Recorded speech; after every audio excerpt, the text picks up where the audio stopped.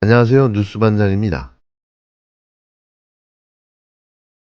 윤석열이 결국 국힘당을 탈당했는데요. 대선을 불과 17일 앞두고 전격적인 탈당을 선언한 겁니다. 끝까지 버텨보려다 여론에 밀려 쫓겨나듯 떠난 건데요. 스스로 결단한 척 포장했지만 자해반타의 반도 아닌 사실상 방출 축출이었습니다.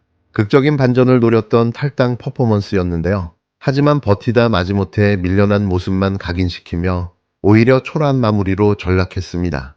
자진 탈당이라는 알리바이를 만들려는 꼼수도 부렸는데요. 이도 저도 아닌 악수만 두고만 셈인 거죠.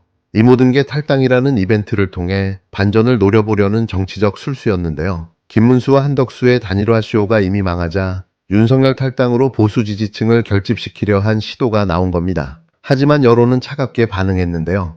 탈당 발표 직후에도 별다른 반응이 없었습니다. 윤석열은 SNS에 장문의 글을 올리며 탈당의 명분을 내세웠는데요.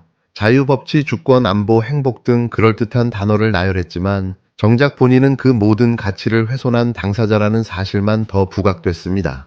윤석열은 자유민주주의 체제가 존속될지 붕괴될지 갈림길에 서 있다고 주장했는데요. 정확히 맞는 말인 거죠. 그런데 그 체제를 파괴한 장본인이 본인이라는 걸 모르고 있다는 점에서 문제의 본질이 드러납니다. 자신은 당을 떠나 백의종군하겠다고 했는데요. 실상은 김문수 지지를 공개 선언하며 선거 개입을 시도한 겁니다. 당에 대한 감사는 잊지 않겠다고도 했는데요. 내란 기도와 권력 사유화, 국정농단의 책임자 입에서 감사라는 단어가 나오는 걸 듣는 국민들은 어이없을 수밖에 없습니다. 국힘당의 반응도 놀랍도록 무책임했는데요. 김기현은 윤석열의 결단을 존중한다고 했고 안타깝지만 높이 평가한다고 밝혔습니다. 이 나라의 헌정 질서를 무너뜨린 전직 대통령을 향해 국회의원이라는 자가 쏟아낸 말이라기엔 너무나 무책임한 태도입니다. 심지어 김기현은 윤석열의 탈당으로 반윤석열이라는 명분도 사라졌다고 주장했는데요. 이 말은 그간 윤석열을 비판하는 세력이 국힘당 내부의 분열을 노렸던 것처럼 몰아가려는 프레임에 불과합니다. 내란 피고인을 비판하는 게 정치적 반목입니까? 상식과 정의의 요구입니다. 안철수도 윤석열의 결단을 존중한다고 밝혔는데요. 지금 감옥에 있어야 할 자를 두둔하고 있는 거죠. 정작 문제의 본질인 내란 혐의와 헌정 파괴에 대한 언급은 쏙 뺀 채 하나로 뭉치자는 말만 반복했는데요. 도대체 무엇을 위해 뭉치자는 건지 이쯤 되면 당 전체가 공범이라는 비판을 피하기 어려워 보입니다. 존재감 제로에 이준석도 나섰는데요. 때는 이때다인 거죠. 그는 부정선거 망상에 빠진 자가 자유와 법치를 운운하는 건 역겹다고 직격했는데요.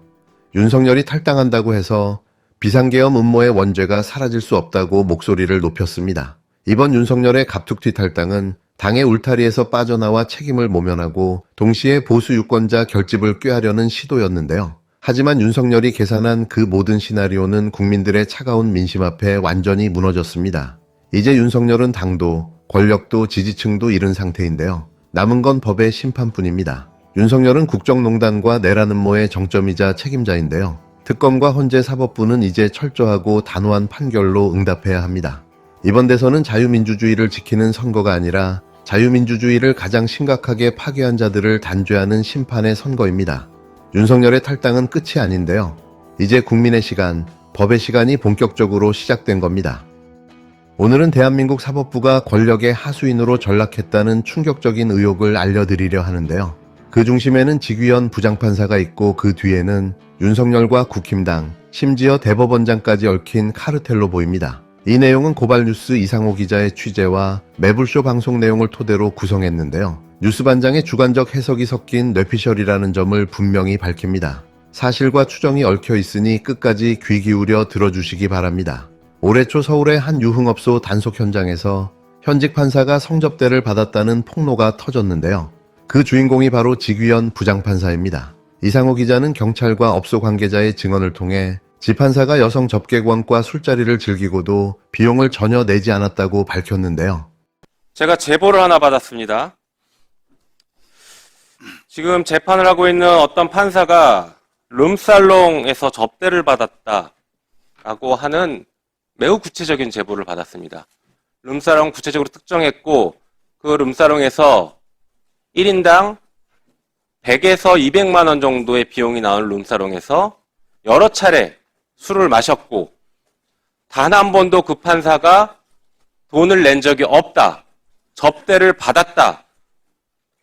라고 구체적인 제보를 받았습니다. 그 판사가 지금 누구 재판을 하는지 아십니까?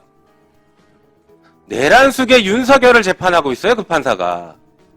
그 판사가 바로 내란숙의 윤석열을 재판하고 있는 지기현 부장판사인데, 그 판사가 이렇게 수차례 고급 룸사롱에서 술 접대를 받았다라는 아주 구체적이고 신빙성 있는 제보, 거기다가 사진까지 제보가 들어왔습니다.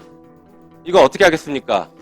사진 저희가 갖고 있는, 저도 사실은 제보를 받았는데 김용민 의원께서 말씀하셔서 굳이 얘기를 안 하려고 했어요. 그런데 그렇게 얘기하니까 제가 지금 위에 가린 겁니다.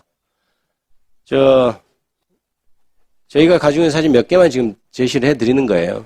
입구는 저렇게 허름해 보여도 서울 강남에 있는 아주 예약제로 운영되는 최고급 룸살롱이라고 합니다. 그리고 내부 사진을 보면 보는 것 같이 굉장히 럭셔리한 내부죠. 이게 제보자가 여기를 함께 같이 갔었다는 주장입니다. 같이 갔었고, 사실 다른 사진들, 지기현 부장이 거기 갔었다는 사진들은 저희가 이미 가지고 있어요. 그래서 저희가 판단하기에 굉장히 신빙성이 높은 제보구나 이렇게 판단을 해서 아까 오전에 그 정도로 해서 사법부에서 적절히 감찰하고 그러면 되지 않겠나 이렇게 생각을 했던 겁니다. 그런데 자꾸 이것을 그런 식으로 마치 민주당이 무리하게 하는 것처럼 그렇게 얘기하니까 어쩔 수 없이 우리가 보여드리는 거예요. 더불어민주당은 5월 14일 국회 청문회에서 해당 룸살롱의 내부 사진을 공개하며 지 판사의 공짜 접대를 강하게 질타했습니다. 사진 속에 지 판사 본인은 없었지만 의혹은 눈덩이처럼 커지고 있는데요. 대법원은 5월 16일 윤리감사관실 조사를 시작했고 아직까지 결과는 나오지 않은 상황입니다. 그런데 더 기묘한 일이 있었는데요. 경찰이 작성한 관련 보고서가 윗선에서 사라졌다는 의혹이 제기된 겁니다. 이상호 기자는 매불쇼에서 그 보고서가 용산으로 전달된 뒤 증발했다고 주장했는데요. 이게 사실이라면 누군가 조직적으로 사건을 은폐했다는 이야기로 이어집니다. 당시 윤석열은 헌법재판소의 탄핵 심판을 받고 있었고 권력은 충성스러운 판사를 필요로 했던 시점이었는데요. 지 판사의 약점이 그들에게 손쉬운 카드였던 것 아니냐는 해석이 나오는 거죠. 지기현 판사는 현재 윤석열 내란 음모 사건의 재판을 맡고 있는데요. 지난 3월 7일 그는 구속기간을 시간 단위로 계산해 윤석열의 구속을 전격 취소했습니다. 법조계는 초유의 결정이라며 충격을 금치 못했는데요. 심지어 검찰조차 즉시 항고를 하지 않았습니다. 사실상 사법기관이 내란 수괴를 석방시켜준 거죠. 이게 과연 재판이었을까요? 저는 그냥 개판이었다고 말하고 싶은데요. 윤석열은 지하 VIP 통로를 통해 법정을 드나들었고 언론의 촬영은 전면 금지됐습니다. 지 판사는 피고인 인권을 보호해야 한다는 명분을 내세웠지만 국민들은 권력자의 특혜라고 분노했는데요. 매불쇼에서는 법정이 권력의 벙커로 변했다고 비판했습니다. 룸살롱 약점이 재판에 영향을 미쳤다는 뇌피셜이 점점 더 설득력을 얻고 있는데요. 최근에는 지 판사가 자신이 이용당했다는 걸 뒤늦게 깨달았다는 이야기도 돌고 있습니다. 윤석열과 국힘당에 의해 필요한 순간에만 쓰이고 버려진 카드라는 해석인데요. 이상호 기자는 지 판사가 과거 접대 정보를 흘린 스폰서들과 다시 연락을 취하고 있으며 너무 힘들다고 호소하고 있다고 지 판사 근황을 전했습니다. 이 역시 확인된 사실은 아니며 뉴스반장의 뇌피셜이라는 점을 말씀드리는데요. 하지만 만약 지 판사가 실제로 역추적에 나섰다면 이 사건은 더 큰 파문으로 번질 가능성도 있습니다. 조희대가 윤석열을 만나서 이재명 건이 올라오면 내가 대법원에서 바로 정리해버리겠다라고 했다고. 그래서 조희대 대법원장 답변하라고 했는데 답변이 없어요. 윤석열 탄핵 이후 정상명, 한덕수, 김충식, 조희대가 4인이 회동했답니다. 이것도 의혹이지만 들어보세요. 제가 말했던 내용과 똑같은 내용이 들려요. 그러니까 나도 그 이야기를 들었는데 4월 4일 날 윤석열 탄핵 선고 끝나고 4월 7일인가 4월 10일인가 15일인가 그 발음이 정확하지 않았어요. 그때 지금 조희대 대법원장하고 정상위원장하고 그 다음에 김충식이하고 한덕수하고 목적 예민이만 점심을 먹었다 이러지. 그 자리에서 조희대가 그런 말을 했다는 거야. 이재명 사건 대법원에 우려위한 대법원에서 처리해서 알아서 처리한다. 그런 얘기 했던데 그리고 그 내면상에 다음 대통령은 내 압제를 했으면서 한번 못다. 요새 저는 이 내용은 나중에 들었어요. 제가 제보받은 것은 아주 고위직에 있던 사람이 윤석열과 조이대가 만나서 한 얘기, 조이대 왈, 이재명 사건이 대법원에 올라오면 바로 처리하겠다라고 했다는 얘기를 우리 쪽 의원에게 얘기했고, 그런 얘기를 제가 또한 제보를 받고 이런 과정이 있었는데, 이 내용을 똑같이 정상명, 한덕수, 김충식, 조이대, 이게 사실인지는 모르겠으나 이 내용이 있지 않습니까? 이게 말씀드려도 되겠습니까? 녹취로 나와 있잖아요. 더 충격적인 건 조이대 대법원장의 의혹인데요. 4월 초 서울의 한 복집에서 조이대 대법원장과 한덕수 국무총리, 정상영 전 검찰총장, 김충식 검사장이 함께 술자리를 가졌다는 증언이 나왔습니다. 매불쇼에 따르면 이 자리에서 조이대가 이재명은 내가 처리하겠다고 말했다고 전해졌는데요. 이게 사실이라면 사법부 수장이 정치적 판결을 공언한 셈인 겁니다. 놀랍게도 5월 1일 대법원은 이재명 후보의 공직선거법 위반 사건을 전원합의체로 직권회부해 무죄를 파기환송했는데요. 이례적인 속도전 끝에 나온 판결의 중심에 조이대가 있었다는 점에서 복집 회동이 단순한 술자리가 아니었다는 뇌피셜이 설득력을 얻고 있습니다. 다만 해당 증언은 아직까지 구체적인 물증이 없는 상태인데요. CCTV라도 확보돼야 본격적인 수사가 가능해 보입니다. 민주당 이재강 의원은 조이대 특검법을 발의했는데요.